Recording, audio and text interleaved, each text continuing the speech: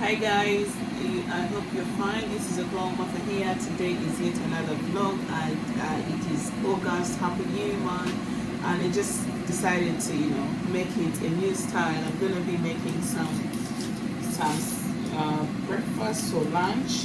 As we talk about different things, we're gonna be talking about August is a new month. This is one of my best months in terms of it's a time I bravely made a decision to start a new life, be in a new country some years ago, and to so it brings a lot of nostalgic memories, and it brings a lot of things that I have learned over the course of the years living in the UK. And today I just wanted to tell you how I felt when I first came to the UK, specifically London. I was very scared. I can tell you the truth. I was very scared. I did not know what to expect. It was such a different vibe. I was timid. I didn't know what to do, but thankfully I had come to do some work, and the work went well. I got to work with different people from different cultures, from different ethnic backgrounds, so that helped me to get used to being in the UK. But there was a lot of culture shock. I can confess, in terms of people speak so quickly. On the train nobody smiled, on the bus nobody smiled, but there are incidents where I met kind people. For example, I remember us coming from in West London, that side of Heathrow, Hounslow. So, and I lost my way, and I was able to ask somebody. I know one was very rude, but this other person showed me you can actually use the northern line instead of using this other line, and it will take you to the same direction. So that was amazing. Meeting the kind people. It was such a good vibe, understanding that I can express myself, my fears in the middle of nowhere, and somebody is able to come out and say, look, you can take this direction. Yeah. And it's not been an easy road, and in the first weeks, it was such a relief, being in the UK, London specifically. I felt it. I could smell it. Was in the late. It was in summer, so I could. I could smell, the place, the food, everything. It was different, much as I'd left all my Ugandan food, or my the people I ever known, or my job, everything. But still, I felt some kind of relief, being in such a country, because I made the decision to come. Life brought me here, and I'm grateful that I was able to be here. And what was difficult, making friends, was literally very difficult. But at that point, I made friends with the people I used to work with. We used to go to different events in London. Went to the railway agency. We used to do different activities, so that's how I was able to maneuver around. And on my day offs, I used to take a bus to Walthamstow, take a bus to different towns around the UK, and that really helped me to maneuver and get to know these places. Culture shock was real. The food wasn't nice.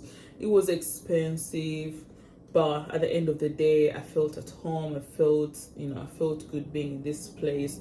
Though there's some days that used to be up and down, I told myself that I have to maneuver, because I did a decision to come here, and I came to this country, to the UK, for whatever was happening at that time, but it was for personal reasons that I came, and I'm glad that I was able to, you know, and at this date I feel happy, I feel safe here, and you know, it's a country where women's rights are respected.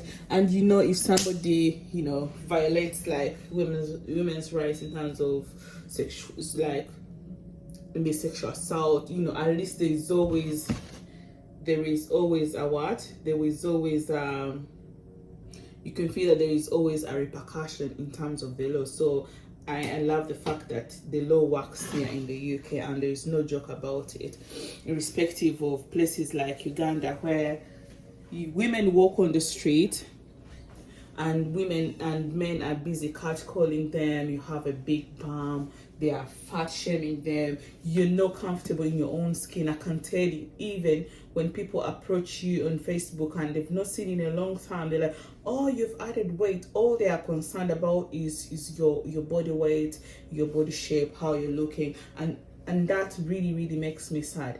So being in the UK and not having to face a lot of body shaming, a lot of fat shaming, you know, a lot of catcalling, I'm really glad. Of course, those things still happen, especially when you go on TikTok, you go on those social media platforms. There are people who still, you know, they haven't unlearned those bad behaviors. But at least I know that, you know, one-to-one in the train, you can feel safe. That incidents that happen, but it's not as often as Uganda, where you just walking. Where I used to be walking down and somebody is just smacking your bum, you do not know who these people are. Exactly, it was really bad. But the freedom I feel in the UK is really amazing, and I'm really grateful to God to be here. I think he had it in his plans that, you know, in this year, in August, you'll be in the UK. But I'm really grateful to God for the gift of life, for the gift of friends, for the gift friends become family. That's what I have learned. Yeah, friends become family, and the power of community. I've come to realize that without community I would be nothing. I would be dead, I would be depressed, I would be, I don't know. But when you find a good community, it's amazing. It's really amazing. And I've always wanted to be part of community because it's part of my values as a Girl Guide, as a Girl Scout. You know, we work with people, work with communities, and having that as a value has helped me to maneuver life in the UK. What more can I say? I have so many stories. I think I should get story time where I will be, you know, specifying different things, that incidents that ever happened to me, how I try to maneuver around. But honestly speaking, I love being in the UK. It is peaceful. The law works. The human rights, especially women's rights, because I'm passionate about women's rights, and me having a history where you know, I'm from a place where there's a lot of sexism, there's a lot of, you know, women are looked at as an object or somebody to be in the kitchen. And being here in the UK, understanding the independence a woman can have, the protection a woman can have, that is my blowing. So honestly speaking, I can't complain about my experience, and I'll just make a playlist. I've already done different videos about, you know, my story here. I will just, you know, embed them in the playlist, and you can always go back, listen, and see my story. Every day is not the same. Some days are good, some days are bad, but for the good days and the bad days, there is something to learn and appreciate from those days. So I am in the kitchen making some snack. If you wanna listen to more stories or watch more videos, you can consider subscribing, like and share, and be part of my family.